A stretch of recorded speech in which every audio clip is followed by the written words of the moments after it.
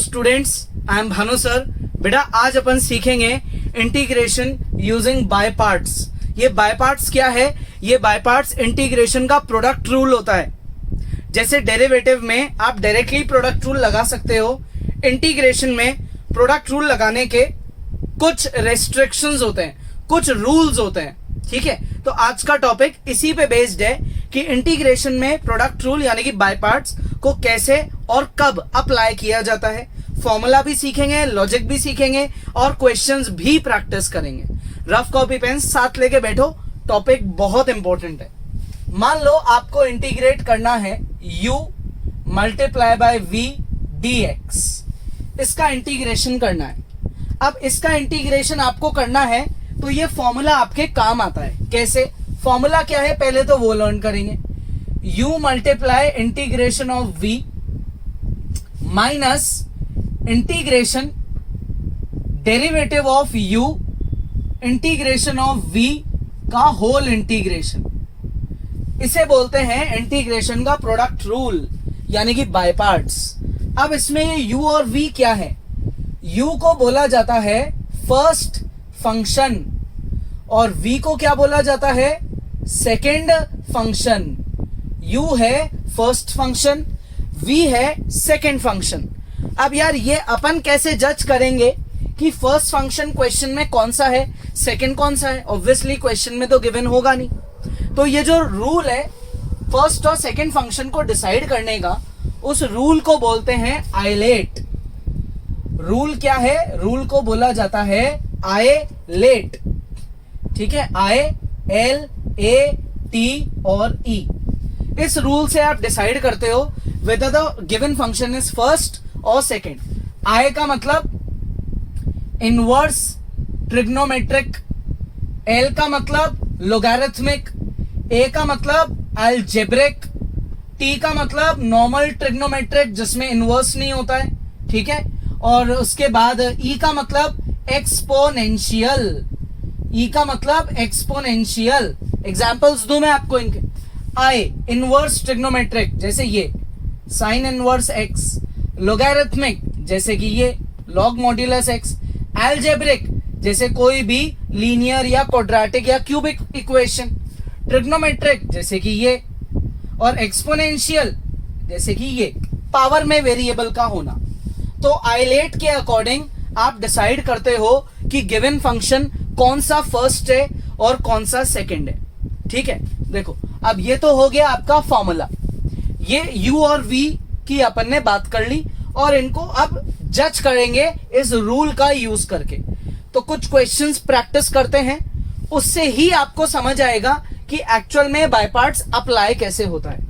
ठीक है ना, रूल लर्न करना इज वेरी इजी, अप्लाई करना है इंपॉर्टेंट कि भाई अप्लाई कैसे किया जाता है। देखो कुछ क्वेश्चंस करें, जैसे मान लो आप इंटीग्रेट कर रहे हो x मल्टीप्लाई साइन x। ये दो अलग अलग वेराइटी के फंक्शंस हैं। x जो है वो अलजेब्रिक फंक्शन में काउंट होगा और साइन x ट्रिग्नोमेट्रिक फंक्शन में काउंट होगा। ठीक है, तो अब क्या करेंगे? अब अपन बाय पार्ट्स का यूज करेंगे। रीजन क्योंकि इसमें सब्स्टिट्यूशन, ट्रिग्नोमेट्रिक इक्वेशन या स्पेशल आइडेंटिटीज, पार्शियल फ्रैक्शन कुछ भी नहीं लग सकता, तो इसमें लगेगा बाय पार्ट्स। यहाँ पे दो फंक्शंस हैं। ठीक है, एक को लेंगे u, एक को लेंगे v। अब अपने को डिसाइड करना है, तो आ जाओ आइलेट पे। देखो इनवर्स इसमें है नहीं, लॉग है नहीं, अलजेब्रिक है और ट्रिग्नोमेट्रिक है। पहले कौन आया? a।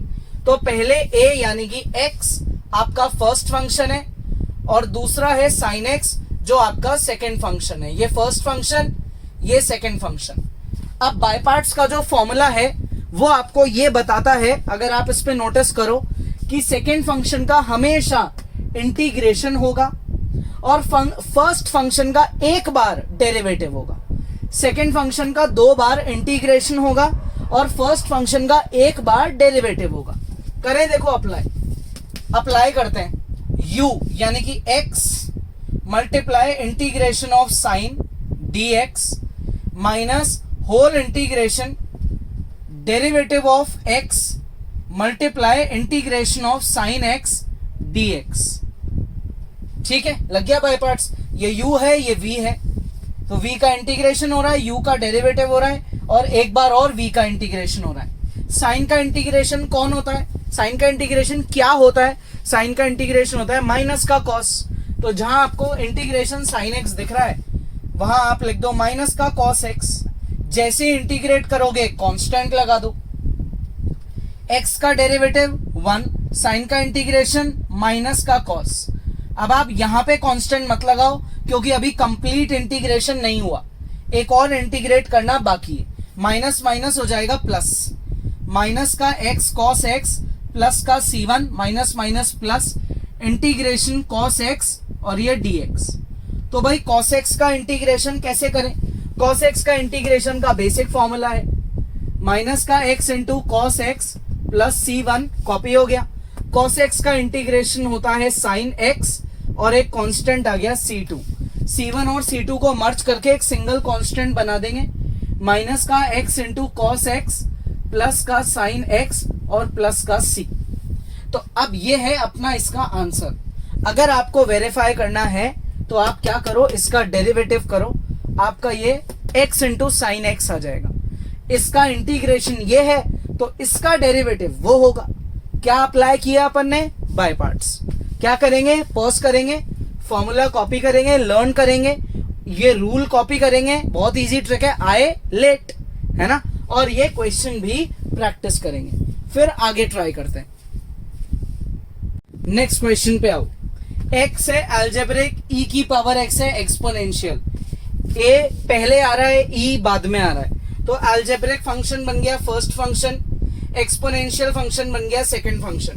फॉर्मूले के अकॉर्डिंग फर्स्ट फंक्शन को करते हैं कॉपी, इंटीग्रेशन करते हैं सेकंड फंक्शन का, फिर एक इंटीग्रेशन का बड़ा सिंबल लगाते हैं, डेरिवेटिव करते हैं फर्स्ट फंक्शन का, इंटीग्रेशन करते हैं सेकंड फंक्शन का, और होल इंटीग्रेशन करते हैं। बाय पार्ट्स का फॉर्मूला लिख दिया, e की पावर x का इंटीग्रेशन e की पावर x, इसमें कोई चेंज ही नहीं आता है, इसका एक कांस्टेंट, x का डेरिवेटिव 1, e की पावर x का इंटीग्रेशन e की पावर x और dx। कांस्टेंट क्यों नहीं लगाया, क्योंकि अभी एक बार और इंटीग्रेशन करना बाकी है, ठीक है। e की पावर x का वापस इंटीग्रेशन करोगे तो e की पावर x ही आएगा।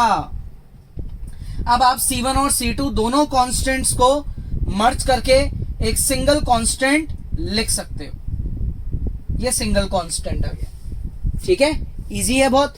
पॉज करो, कॉपी करो। नेक्स्ट क्वेश्चन में एक छोटा सा चेंज करेंगे, e की power x multiply sine x, लेकिन देखना इस छोटे से चेंज की वजह से क्वेश्चन का लेवल चेंज हो गया बिल्कुल। क्यों हो गया अभी समझ आएगा। सबसे पहले u और v डिसाइड करो। फर्स्ट फंक्शन कौन है, ट्रिग्नोमेट्रिक, क्योंकि t पहले आ रहा है, इस वर्ड में t पहले आ रहा है। सेकंड फंक्शन है एक्सपोनेंशियल, ठीक है। तो अब क्या किया जाएगा, अब अपन यहाँ पे फॉर्मूला लगाएंगे, साइन एक्स को कॉपी करेंगे, ठीक है, इंटीग्रेशन को i मान लेते हैं, इंटीग्रेशन करेंगे e की पावर x का, माइनस लगाएंगे, डेरिवेटिव करेंगे साइन x का, इंटीग्रेशन करेंगे e की पावर x का dx, और होल इंटीग्रेशन यानी कि होल dx। e की पावर x का इंटीग्रेशन e की पावर x ही होता है। साइन x का डेरिवेटिव क्या होता है, साइन x का डेरिवेटिव cos x, e की पावर x का इंटीग्रेशन e की पावर x का होल dx। अब यहां से प्रॉब्लम आ गई, पिछले वाले क्वेश्चन में साइन x की जगह सिर्फ x था, तो x का डेरिवेटिव आपने किया और वो हो गया 1, तो दिक्कत नहीं आई आपको। लेकिन यहाँ पे sin x के डेरिवेटिव में cos x, मतलब यहाँ अगर आप देखो तो फिर से दो टाइप के फंक्शंस आ गए, एक ट्रिग्नोमेट्रिक और एक एक्सपोनेंशियल। तो यहाँ से एक बार फिर से बाय पार्ट्स लगना स्टार्ट हो जाएगा। तो मैं इसको आगे सॉल्व नहीं कर सकता, मुझे इसको यहीं छोड़ना पड़ेगा, और मैं इस वाले पार्ट को एक अलग क्वेश्चन मान के इसको सॉल्व करूंगा। क्या करना है, लेट करके I1 मानना है, किसको, e की power x multiply cos x को। अब यहां लिखना है कि भाई u और v कौन है, आप चाहो तो u डैश और v डैश लिख लो। तो t पहले आ रहा है तो वो फर्स्ट फंक्शन है, और ई आपका सेकेंड फंक्शन है वर्ड के अकॉर्डिंग। अब आप इसमें दोबारा बाय पार्ट्स लगाओ, तो ये हो गया भाई, दोबारा बाय पार्ट्स लगाने से cos x integration of e की power x minus whole integration derivative of cos x integration of e की पावर x का होल dx, यही हो गया। e की पावर x का इंटीग्रेशन क्या होता है, खुद e की पावर x ही होता है भाई, e की पावर x ही होता है, कांस्टेंट लगा देंगे। इसका क्या करें, cos x का डेरिवेटिव होता है माइनस का sin x और e की पावर x का इंटीग्रेशन e की पावर x माइनस का sin x e की पावर x और ये dx, ठीक है। cos x का integration minus sin x integration e की पावर x का e की पावर x, ये माइनस बाहर चले गया, माइनस माइनस हो गया प्लस, तो I1 हो गया cos x मल्टीप्लाई e की power x plus C2 plus e की पावर x मल्टीप्लाई में sin x और ये dx। अब मैं अगर यहां लिखूं कि भाई आप यूज कर लो इक्वेशन नंबर किसका, 1 का, यहां मैं 1 मानता हूं और यहां 2 मानता हूं, ठीक है। मैं यहां पे यूज कर रहा हूं इक्वेशन नंबर 1 को।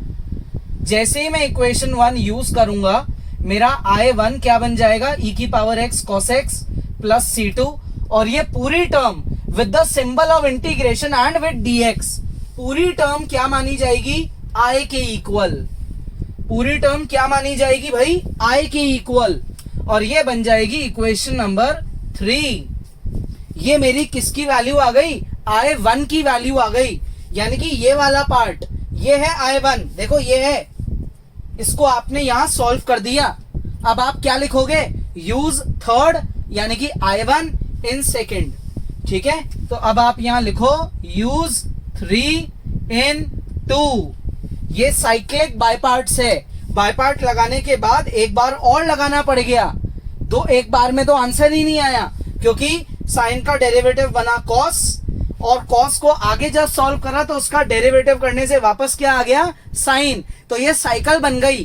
तो जैसे ही मेन क्वेश्चन आया, मेन क्वेश्चन अपन रुक गए और अपन ने उसको अप्लाई कर दिया I के इक्वल, यहां उसको क्या कर दिया, अप्लाई कर दिया, क्योंकि अपन यहां समझ गए थे कि अब तो दोबारा बाय पार्ट्स लगने वाला है, तो बार बार बाय पार्ट्स लगाना कोई सेंस नहीं है। आप यहीं पे रुक जाओ और आप इस अपने मेन क्वेश्चन को I पुट कर दो।